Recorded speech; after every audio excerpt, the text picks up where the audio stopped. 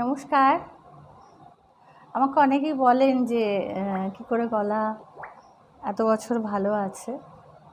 আসলে কি রেয়াজ কখনো তো ছাড়িনি, সেটা একটা বিশেষ ফল দেয়।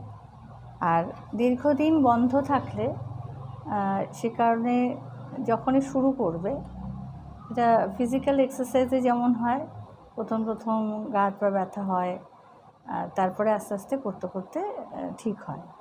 তখন খুব ব্যথা হলে যদি কেউ বন্ধ করে দেন, তাহলে তো আর সেটা হয় না, কার্যকরী হয় না। গলার ক্ষেত্রেও তাই। অনেক দিন পরে যখন রেয়াজে বসবেন, এগুলো খুব ব্যথা হতে থাকে, চোয়াল দিয়ে গলা দিয়ে যেন কেউ এরকম করে ধরে রেখেছে, আওয়াজ বেরোতে চাইছে না, বা কিছুক্ষণ করার পরেই ভীষণ টায়ার্ড লাগে।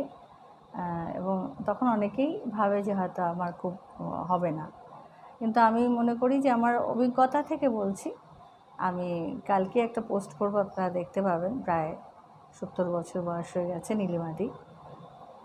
প্রায় 2 বছর পরে নীলিমাদির গলা অনেকটা স্বাভাবিক হয়েছে। সুতরাং একটু অপেক্ষা করতেই হবে, এটুকুই বলার ছিল।